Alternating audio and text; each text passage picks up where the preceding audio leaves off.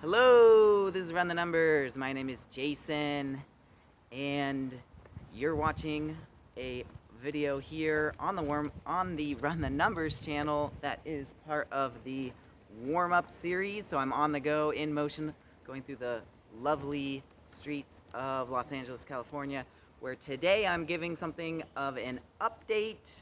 We're talking a little bit about some things going on, and actually even a little bit of a look ahead as we think about some credit cards to use.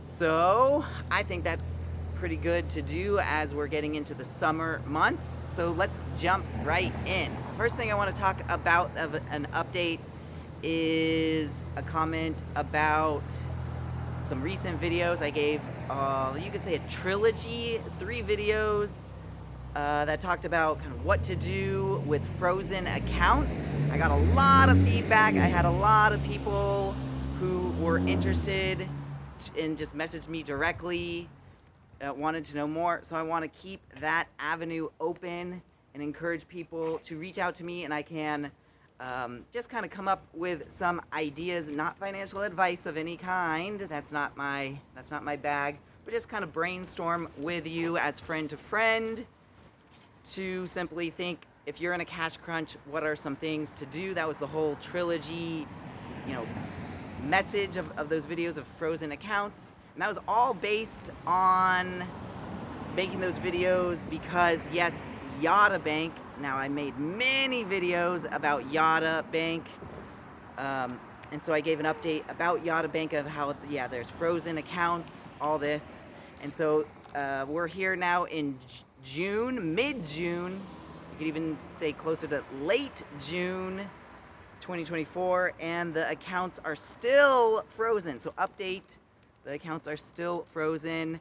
I just saw a video from Forbes, the YouTube channel from Forbes, and it even caught their attention a little bit, and they were talking about what to do if you think you have FDIC insured accounts. But in fact, they're from fintech companies where there's not an actual bank failure, so you're in this weird limbo. That was kind of the message of the Forbes video, and it did mention Yotta and how they estimated 80,000 accounts are frozen, and it's going to take some time.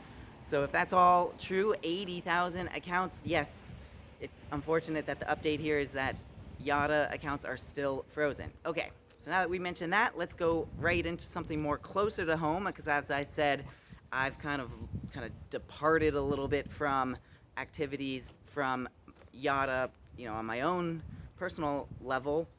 But of course, still here to help those. So reach out to me, and like I said, friend to friend can try to come up with some ideas, do what I can. But let's go into a little bit more as to people want to know the credit cards I'm using and other things and other thoughts. And so yes, this could be looking ahead into Q3 of the calendar year 2024, and what I kind of have as my thoughts, what credit cards are in rotation. Now, if you've watched this channel, you've listened to me talk about various credit cards I have in my rotation, and I kind of gave something of an update maybe as I was looking into Q2 of this year. So now we're 1 quarter later, so I'll give an update that I'm still thinking about my usage of the Amex, the blue cash preferred card. I'll mention that I'm not loving the fact that I'm about to get hit for my first time of the $95 annual fee. So I've been thinking about maybe, and this, I say this is the team, playing a 2-player strategy with my wife, that my wife actually has the card. So we do the spending, of course, through her usage. And so it's not so much but my wife and I together are thinking to downgrade that, not get hit by the $95 annual fee. And yes, we do think that could be a way to go about, because if you factor in the $95 fee to all the savings that you're getting, the 6% cash back from groceries, which is what we're looking really to have it for. That's the big thing for us. You factor that in and you actually do the math, and you kind of then recalculate what it is after the fee. It's more closer to like a 4.5%, which is good. So we're actually thinking maybe to keep it, just because that's pretty good. And we do so much grocery spending, with inflation these days and all this. A lot of mouths to feed. So maybe we do so much spending that we actually keep usage of this account, and just simply get the other cards that we know can get 5% cash back. Looking at the AAA Visa signature card. I mentioned a little bit about that, how it gets a 5% for a good amount of spending. They have good limits to reach there. So maybe just because we do so much spending, just having another account that's close and up there.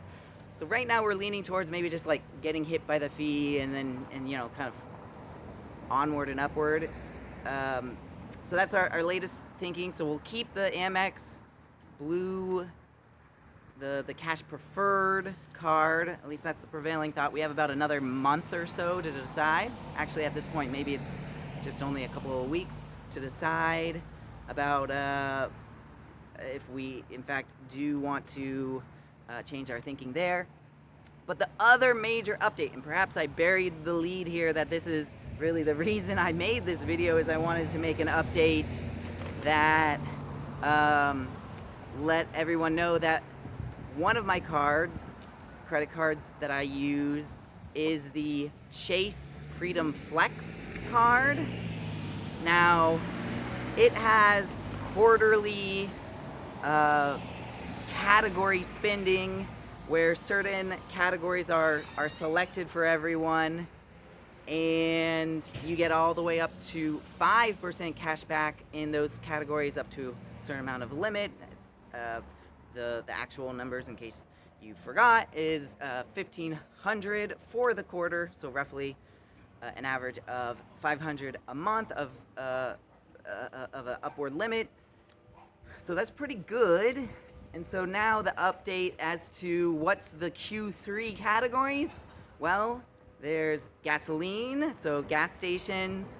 There's EV charging. There's some select entertainment. You'll have to kind of dig into exactly what the fine print is there. And then also movie theaters. Now, I don't really see myself reaching for the Chase Freedom Flex for really anything announced there other than gas stations. So yeah, I took a complete, break from the Chase Freedom Flex for really all of Q2 of this year. Not really a fit for the categories of that quarter, but the gas stations, gotta fill up the car. So I might start to again put the Chase Freedom Flex back into the rotation so I could get a 5% cash back on all my gasoline purchase. So that's the update, that in fact I am putting the Chase Freedom Flex back in usage. So if that's of interest to you, I would say, consider that could be a card that works out for possibly the same reasons that I'm mentioning that it works out for me.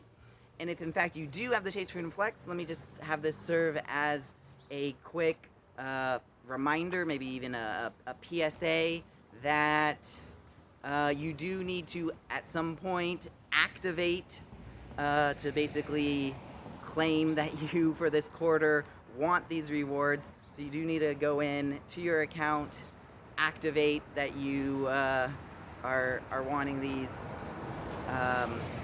rewards for the quarter. So don't forget to do that, or else otherwise you'll do all this spending and you'll be like, oh my gosh, I forgot to activate. What a bummer. So yes, go ahead and make sure you do that so you get the rewards, as I have already done. Looking forward into Q3 of this year, the category spending. So I'm going to leave you there. Those are the updates. All right, gotta run.